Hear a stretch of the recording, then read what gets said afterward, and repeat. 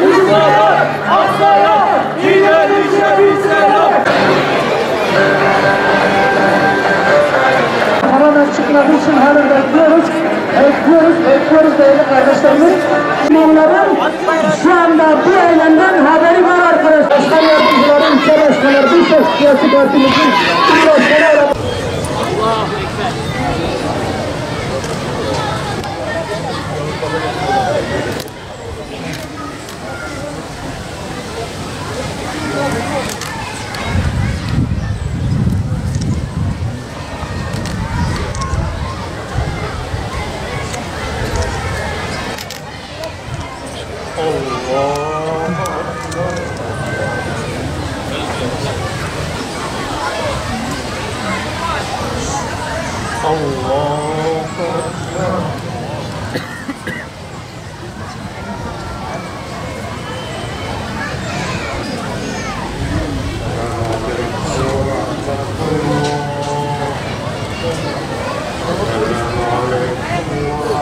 Kahrolsun İsrail! Kahrolsun İsrail!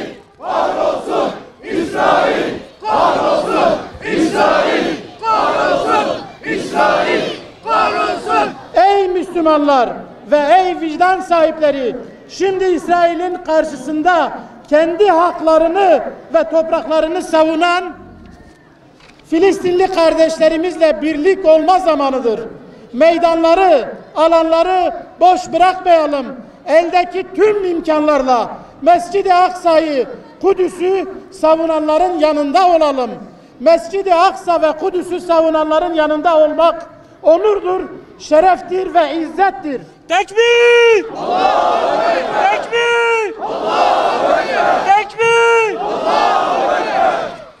İsrail'in başlattığı ve yaktığı bu ateş kendisini yakacaktır inşallah.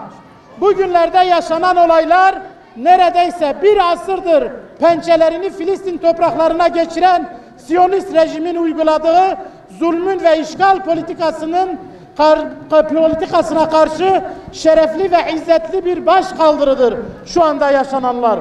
Filistin'de işgal edilen topraklarını savunan tüm kardeşlerimize buradan, Peygamberler şehrinden, Şanlıurfa'dan desteklerimizi, dualarımızı, selamlarımızı gönderiyoruz. Direnişi meydanlarda, ayakta, saygıyla ve duayla selamlıyoruz. Allah sizleri korusun ve muzaffer eylesin. Bugün burada ve tüm Türkiye'de Filistin dostlarıyla birlikte İsrail'in hukuksuz uygulamalarına ve saldırılarına her zamanki gibi karşı çıkıyor. Filistin sevdalıları olarak bu davayı savunmaya devam edeceğiz. Türkiye'yi, uluslararası mekanizmaları, herkesi harekete geçmeye ve İsrail'in, Siyonistlerin attığı bu hukuksuz adımlarını, işgalini, saldırılarını, barbarlıklarını durdurmaya davet ediyoruz, çağırıyoruz. Ey Müslümanlar!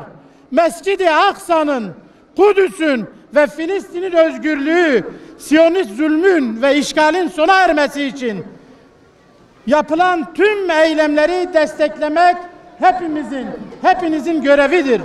Filistin ve Mescid-i Aksa özgür oluncaya kadar meşru mücadelemizi tüm imkanlarımız ve gücümüzle sürdüreceğiz inşallah. Değerli kardeşlerim, başta da söyledim. Önemli bir program olduğu için programı biraz uzayacak, hepimizin anlayışına sığınarak. Çünkü böyle ühüt mevzuların hükümetin geleceği ve ilk sürmesi söz konusu. Onun için sayılarına mikrofon vereceğim. Sayıların üstüne söylemek isterseniz. Hepimiz biliyoruz, şu anda dünyanın en zalim gücü Yahudi gücüdür. Siyonist gücüdür. Onun aslında hakkı söylemek, hakkı harcamak, evet icadının ahlakıdır. Resulullah sallallahu aleyhi ve sellem'in sahih hadisine göre hani eski günlerde Sultan'a karşı olmak دليل على أنكم تعرفون حق الله عليكم. فالمؤمن أخو المؤمن، وإن لم يقف المؤمنون مع إخوانهم في نكباتهم فمتى يقفون؟ إن لم يشاهد المسلم في معركة الفصل بين الحق والباطل كما لا يشاهد. Gelin hep beraber bu akşam Peygamberler şehri Şanlıurfa'dan yine Peygamberler şehri olan Kudüs'e hep beraber bir mesaj gönderelim. Var mısınız? Varız. Şimdi sizden rica ediyorum. Herkes sağ elini yumruk yapsın ve şöyle havada tutsun. Lütfen sağ elimizi yumruk yapalım ve yukarıda tutalım. Buradan Filistin'deki bütün kardeşlerimize sesleniyoruz. Ey Filistinli kardeşlerim! Sizler hiçbir zaman yalnız kalmayacaksınız. Sizler ümmetin namusu olan Mescid-i Aksa'nın koruyucularısınız. Mescid-i Aksa'yı savunuyorsunuz.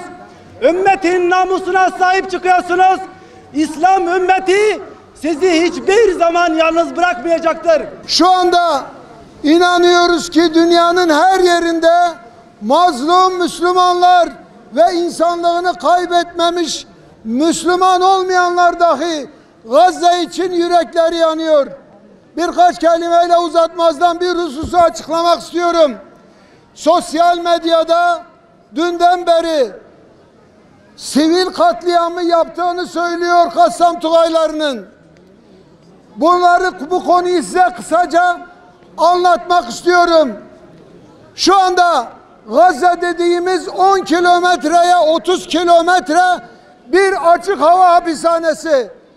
Bu açık hava hapishanesinin etrafına Avrupa'dan, dünyanın her yerinden ne kadar alçak, haydut, katil varsa yerleşimci adı altında buralara getirdiler. Ve bu Gazze sınırlarını bunlarla kontrol ediyorlar. Bunlar öyle bir işgalci ki, işgalci İsrail'in içindeki işgalciler, yani şerlilerin en şerlileri. Bunların sivil giyimli oldukları sizleri aldatmasın. Bunlar İsrail'in en uç adamları. Yıllardır inim inim zulüm altında inleyen Filistin kardeşlerimizin çağrısına maalesef dünya sessiz kalmıştır. Ama ne zaman ki bir avuç Filistin'i bu kuyruğundan ısırıldığı an dünyanın tepkisi çok farklı olmuştur. Neden? Çünkü Avrupa'nın yavrusu İsrail Orta Doğu'yu kana bulayan bir çıban haline gelmiştir.